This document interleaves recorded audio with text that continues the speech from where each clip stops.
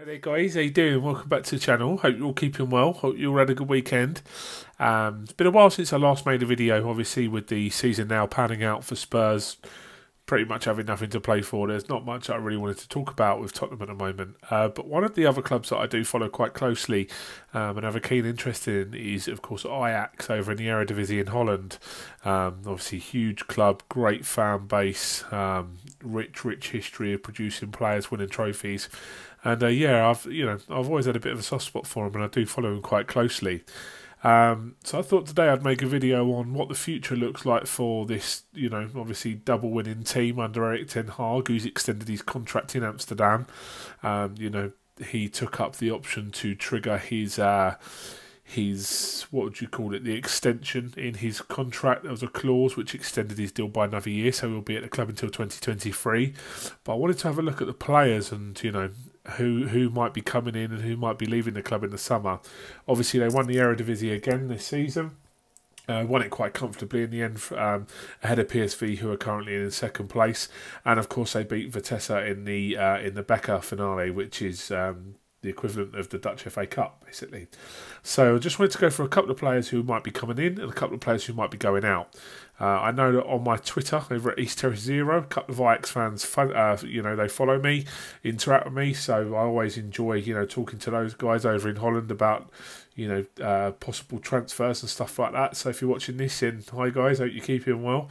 Hello from the UK, hello from England. And yeah, if you are an Ajax fan, try and spread the word, because I love talking about the club and, what might happen. So, the outs. There are three names that I wanted to talk about today.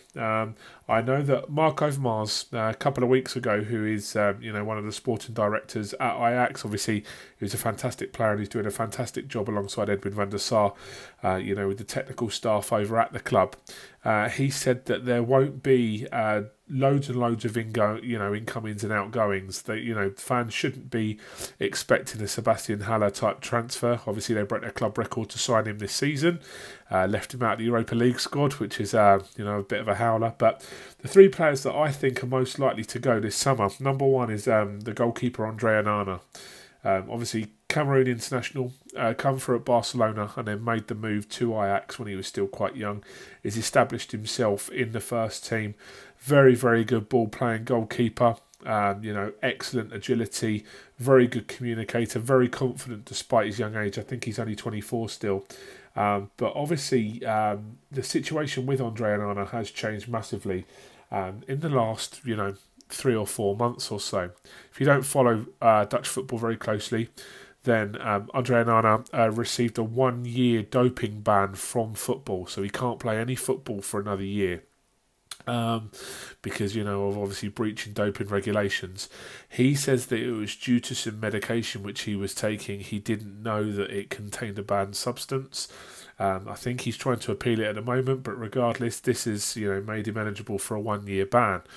Now, he hasn't got long left on his contract whatsoever, and the club and Mark Overmars have been trying to discuss him to extend his stay in Amsterdam and really solidify himself as a long-term number one first choice goalkeeper for Ajax. Now, a couple of months ago, Mark Overmars has come out and said that they've tried to negotiate a contract with him, but he has stated his intention to leave on a free transfer. Obviously, that's a huge blow for Ajax. Very, very disappointing, obviously with the club choosing to stand by him throughout this doping ban and, support him, with the appeal and stuff like that. But it does look like he's going to be going. So that's going to be one of the big, one of the big transfers out of the club. It will leave a huge hole in the squad. Obviously, you've got Martin Stekelenburg, the veteran keeper who used to play in the Premier League and, he's been at Ajax for a long time, in several different spells. He's the current number one, but you've also got youngster Kjell Scherpen as well, who I think he was in goal for the first leg of the Europa League game against Roma, made a mistake, and since then, Ten Hag has chosen to go with Stekelenburg instead. So, if Onana is to go, they do need to look at a more of a long-term keeper with, I think, Scherpen probably going out on loan for a little bit more first-team match experience. So the second name that I wanted to talk about is one of the most promising midfielders in European football at the moment, Ryan Gravenberch. He's still very, very young, 18, 19 years of age, come through that world famous now I'm going to murder this. I'm going to murder this pronunciation, but the toekomst, I think it's called in Dutch, which is obviously the future of the Ajax Youth Academy. Obviously, he come through there, built his way up to young Ajax, and he got his break this year under Ten Hag in the league. He's brilliant. He's a classy number 8 midfielder. Sits deep, gets forward, can score goals. Very, very good technically, as you would expect from an Ajax midfielder. But he's only got 2 years left on his contract. Runs out in June 2023, and perhaps most importantly, he is owned. Well, his agent is Mino Raiola. Now, Mino Raiola is, of course, one of the most notorious football agents in world football. Represents some of the biggest names, Gianluigi Donnarumma, Paul Pogba, Matthijs de Ligt, a lot of very, very big names, and they are known to follow wherever the money goes. Whoever throws the money at Raiola is where the players go. Now, I believe that they've tried to make an offer for Ryan Gravenberch, an extended offer. The club doesn't seem to be signing the deal at the moment. He does, he has said that he wants to continue his development at Ajax, but obviously with 2 years to go, he's been linked with a lot of big clubs already. Juventus, Manchester City are interested.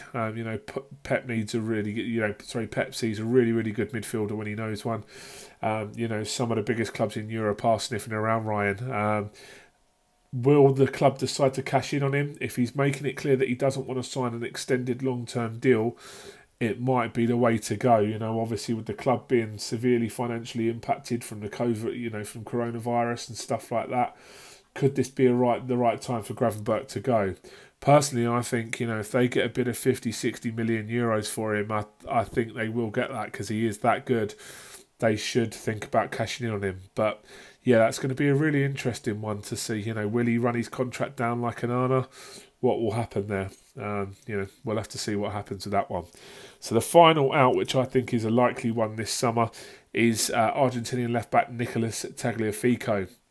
Obviously, he come from Argentina a couple of years ago now. He's been one of the most consistent, impressive performers at left-back, not just for Ajax, but in the Eredivisie over the last couple of years. He's hard-working, hard-running, tackles, can cross, he's great technically, all of those things that you expect, not just from an Ajax player, but from an Argentinian player as well. That mentality, that leadership. He seems very settled in Amsterdam, but he has only got 2 years left on his contract as well. And Mark Overmars has come out and said, there is a possibility that Nico, as in, Tagliafico, might be going this summer. So it will be interesting to see what happens there. Been linked with a lot of Premier League clubs. I think he would be really, really suited to a Premier League club with, like I say, his work rate, his determination, his toughness in the tackle. That will be quite interesting to see what happens with him. So, with those 3 guys on the outs, obviously there will be talk as to who Ajax will be able to bring in as well. I've written down 3 or 4 names here, which I think are quite likely to be, at least mentioned in the next couple of weeks. So I'll start with the first one. There's actually 3 from one club, which I think the club should start looking at. Obviously, AZ Alkmaar, for a few years now, have been producing some really, really good Dutch talent. And 3 of their most promising players, Toon Koopmeiners, Myron Bardu and Owen Wijndal. Koopmeiners is a defensive midfielder who can slot in at centre-back. Bardu is a striker, and Owen Wijndal is a left-back as well. I think those 3 guys are very, very, very promising players, especially Koopmeiners, who I rate really highly. Was unlucky, I say he's unlucky. I don't know how he's not a regular in Frank de Boer's Holland squad at the moment, because he can do everything. He's very, very hard-working, technically excellent, can drop into 2 positions. And to be honest, all 3 of them are very, very good players. Boadu is lightning quick, very good first touch, very good finishing, and Wijndal at left back, who has been linked with Ajax already. I think that his name has been dropped in a couple of times to replace Tagliafico. If and when he drops out, I think he'd be an excellent addition. All 3 of them would be very, very good. And, with AZ, not in the, obviously they are starting to make a name for himself in Holland, but I still think the pool of Ajax would be too good if the club from Amsterdam were to make a bid for, any of these guys. The final player that I've written down here, along with Koopmeiners, Bardu and Wendell is PSV's attacking midfielder. Now I have to, again, the pronunciation here is Mo Ilhatarian. I think he's a very, very good player. He's been frozen out by Roger Smith at PSV due to, what they say is significant. What would you say? Significant disciplinary issues. I think they fell out earlier on in the season, the manager and Ihataren, and he worked his way back into the squad, but they've fallen out again now, and there is talk that PSV are willing to sell. They see him as a loose case. So there's no doubt about it. He is tremendously talented. He kind of plays in that attacking midfielder role, but can play either side of a striker. He's going to be a very, very promising player. I think he's only 18, 19 as well. So if if Ajax can maybe get him in on the treat, who knows what might happen there as well. So, with Overmars saying that there'll be no Sebastian Haller type big transfer, they will be relying on kind of like not local players, but national players such as the Dutch team, to maybe top up the squad if there were to be any big exits, as well as loan players as well. It'll be interesting to see what happens there. So, yeah, that's my thoughts on the ins and outs of Ajax this season. Obviously, let me know what your thoughts are in the comments. Is there anyone from, any of the lower down clubs which you think Ajax should maybe take a punt on? Anyone domestically, anyone foreign, with the limited budget that they're going to have? Let me know. Be very, very interested to, stay in touch with you Ajax fans. But yeah, until next time, if you haven't subscribed to the channel, make sure you do. Like I say, hope you're all keeping well. Follow me on my social media, and I'll speak to you next time. Take care, guys. Nice to talk to you. See you later. Bye.